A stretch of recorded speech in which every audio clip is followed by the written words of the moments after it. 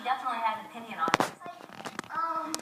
Some babies listen to Cherry Blossom in the middle always. One baby will be back here and one baby will be right here. And we'll go backwards. We're supposed to go Ryan, Lila, Jack, versus Brooklyn. I have no idea what she's talking about. I still don't understand her plan, but I guess in her head she understands where the Quints are going to sit every time we go to the table. The next, the first next person. Elliot definitely has the motherly kind of instinct. She is all about being the caretaker for them and kind of watching out for them and watching over them, making sure they're doing the right things. Can you find your name, Jack? No, that's not your name. Here you go, dude.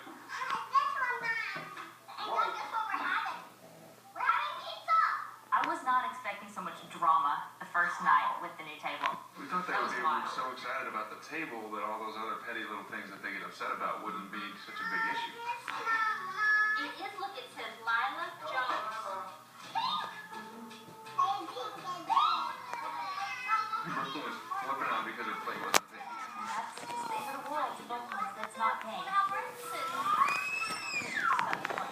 Ridiculous. We didn't talk, and it was ruining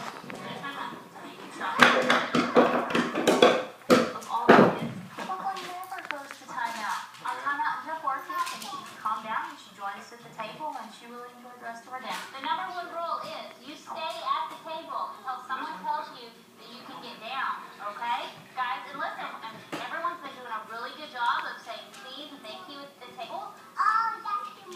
Oh, you're welcome, Lila. We're all sitting there. It looks like dinner's actually going to happen. And then Jack stands up from the table